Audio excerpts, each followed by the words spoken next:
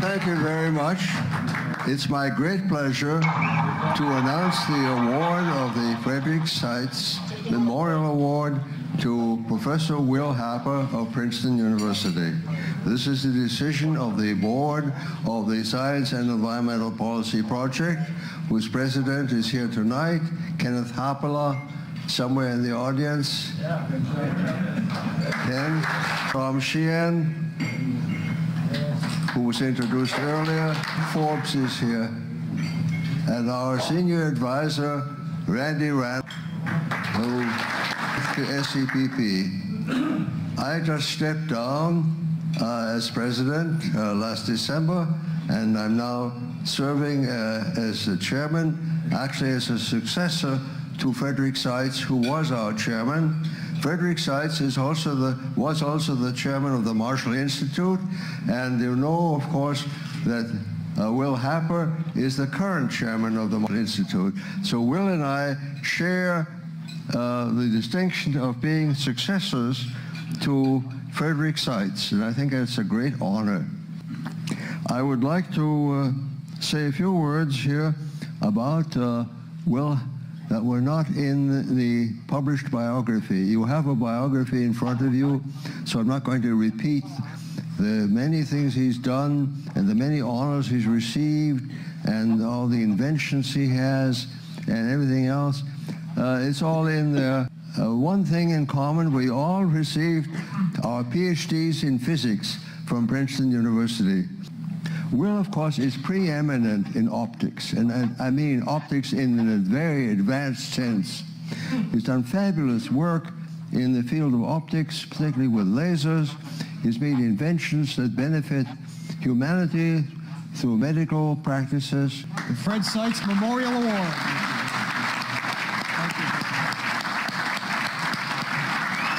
The Fred Seitz Memorial Award, there could not be a more deserving recipient.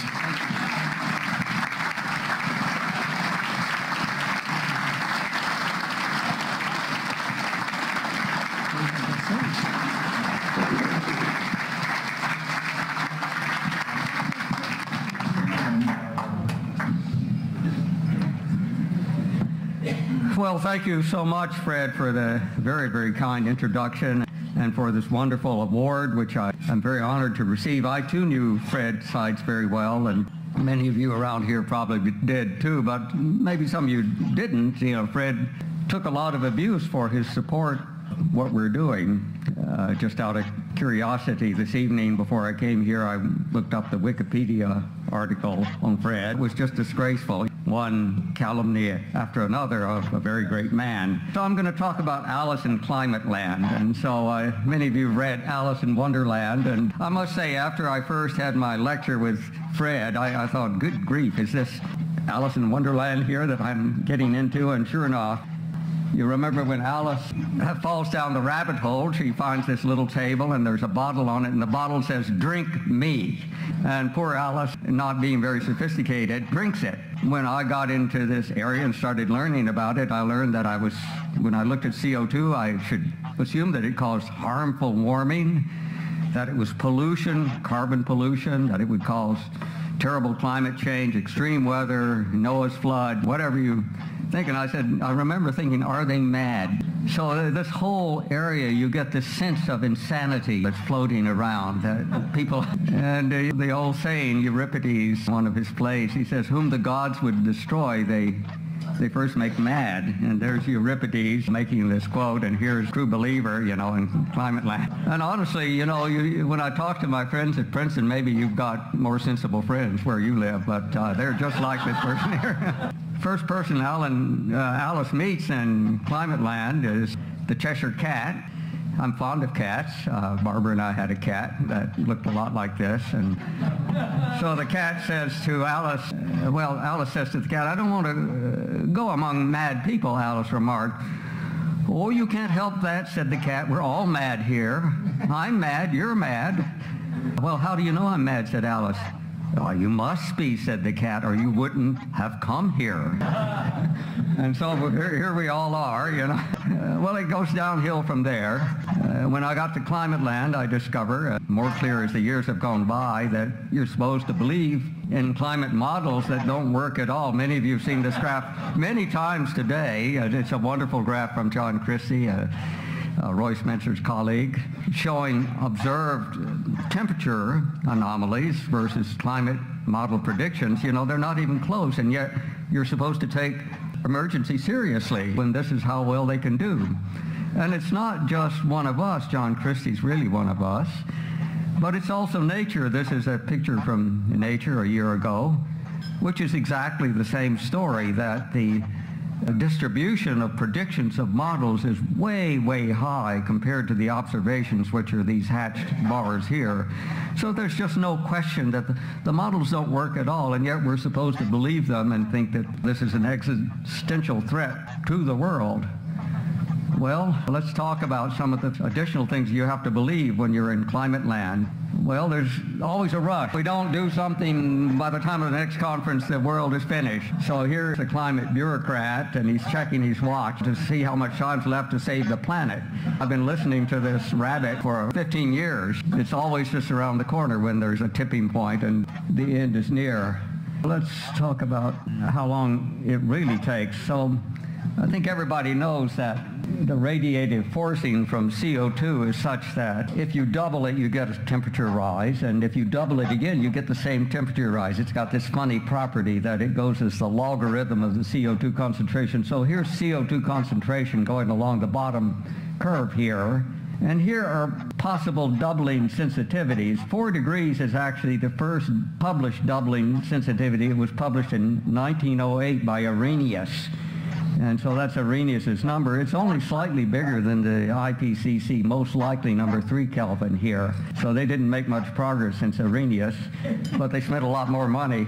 But anyway, if we take the most likely number from IPCC, 3 degrees Kelvin, it takes 117 years to get a 2-degree temperature rise. So you have to ask yourself, really, what is the rush? I mean, why can't we wait another 10 years and be sure we understand this before we spend trillions of dollars upending the world's economy and all the other horrible things? And in fact, even 3 degrees is almost certainly too big. There's a lot of evidence that it can't possibly be even as big as 2 degrees. Talked to a number of you. 2 degrees, there's 200 years before you reach the magic 2 degree of warming.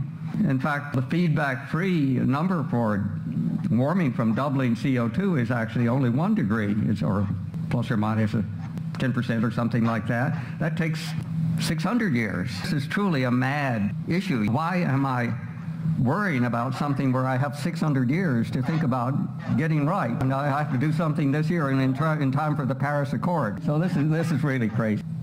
One thing I think we want to make clear is that I think everyone in this room is probably an environmentalist. We want to live in a clean environment. We don't want to screw up this beautiful planet we live in.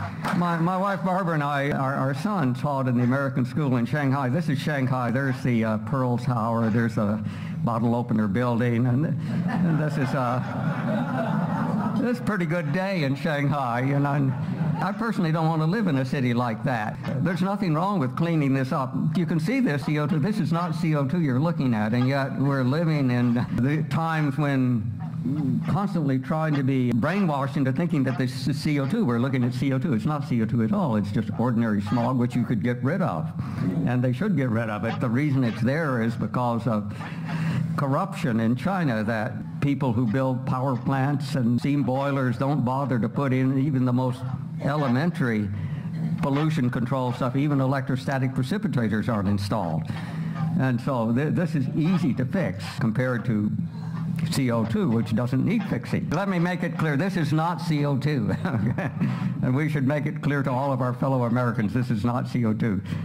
Two things that are breathing. Well, here's a coal power plant, and there are the cooling towers, and here's the steam coming out. Again, it's not CO2. There's Alice breathing. She's emitting steam too. She's also emitting CO2, but if you look at their breaths, they're not that different. Alice's breath is about 4% CO2 for 40,000 parts per million. That's about 6% water, 15% oxygen. That's why you can give people mouth-to-mouth resuscitation, because your breath still has a lot of oxygen in it. You can revive them just breathing into them.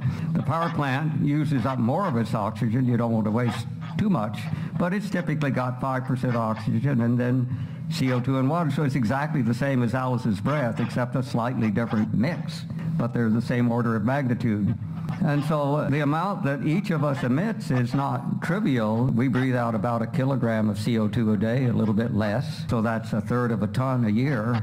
So if you actually calculate what the human population, whatever we are, 7 billion, it's not trivial compared to the fossil fuel emissions. It's 5 or 10%. So if we're going to get rid of carbon pollution, does that mean we get rid of people? And don't ask the question, because you won't like the answer. And of course, we all know there's this remarkable greening going on all across the globe. This is a satellite picture of chlorophyll bands from Donahue.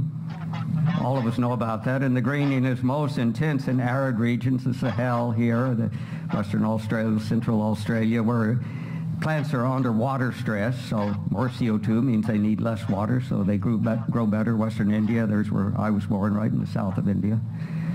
I believe, Fred, the first winner of this wonderful award was Sherwood Idso. Am I right about that? Anyway, I can't resist showing this picture of Sherwood Idso, one of my heroes, showing the effects of CO2. Again, this is many of you have seen many times before, but this is a pine species growing in different amounts of CO2. Ambient at the time the experiment was done was 385, and 100 parts per million more, another 100 parts per million more and more. But you see, the living plant world absolutely loves CO2. It doesn't have enough CO2, and much of the increase of crop yield we're getting today, or a significant part, not all of it, is coming from more CO2. And so we need to get that message out.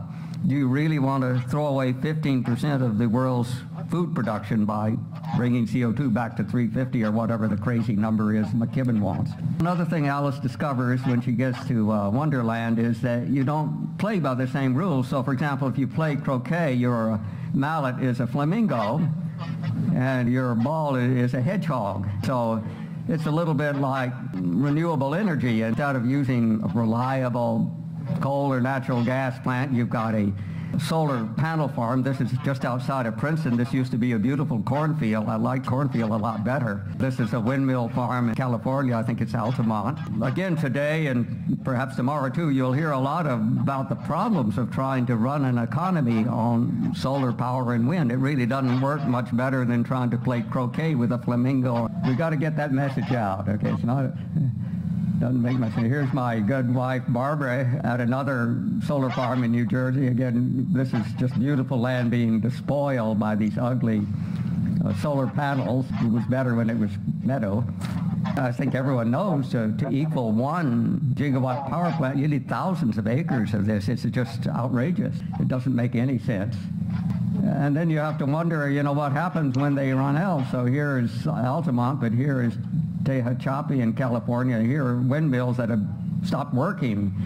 And so what do you do with these damn things? They're all rusting away here, and they're using up real estate. In Wonderland, here's what they did. They had this long table like the ones we're sitting around here, and so after your dishes got dirty, you simply moved a couple of places to the right, so it was a sufficiently long table that you could just abandon what you had before. That's what they're doing in California now. They're not cleaning them up. They're sitting there rusting away. Well, here's another thing that Alice experienced. As she was going to visit the Queen, she discovered the poor lackeys painting a white rose bush red.